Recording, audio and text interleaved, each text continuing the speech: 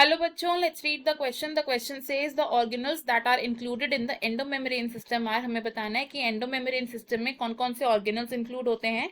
इस question में हमारा की concept होगा to know about endomembrane system.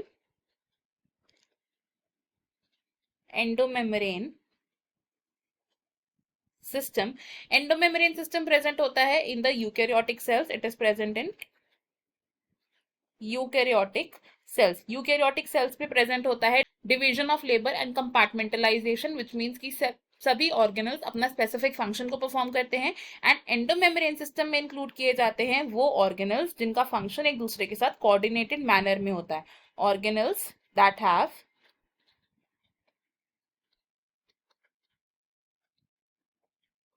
Coordinated functions. Endomembrane system में कौन कौन से ऑर्गेनल्स इंक्लूड होते हैं?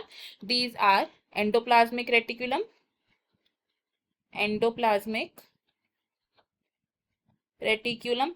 एंडोप्लाज्मिक रेटिकुलम क्या करता है? ये सिंथेसाइज करता है डिफरेंट मटेरियल्स को, जैसे कि proteins and lipids. Endoplasmic reticulum से जो मटेरियल सिंथेसाइज होते हैं ये पैक एंड मॉडिफाई होते हैं इन गोल्जी एपरेटस. गोल्जी एपरेटस का फंक्शन होता है packaging and modification of materials. Golgi apparatus की फंक्शनिंग से बनता है एक और organelle which is called lysosome. Lysosome में प्रेजेंट होते हैं हाइड्रोलिटिक एंजाइम्स जो डिफरेंट मटेरियल्स को डाइजेस्ट कर सकते हैं.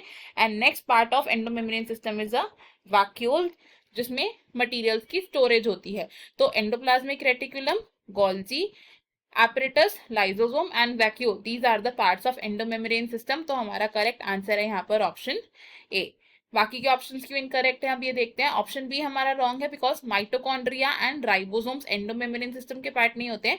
माइटोकॉन्ड्रिया एक सेमी ऑटोनॉमस ऑर्गेनल है and ribosome non membrane bound organelle है जो eukaryotes as well as prokaryotes में भी प्रेजेंट होता है. ऑप्शन सी भी हमारा रॉन्ग होगा बिकॉज माइटोकॉन्ड्रिया एंडोमेम्ब्रेन सिस्टम का पार्ट नहीं है. एंड ऑप्शन डी भी रॉन्ग है. हमारा करेक्ट आंसर ऑप्शन ए है. I hope you have understood it well. Best of luck. Thank you.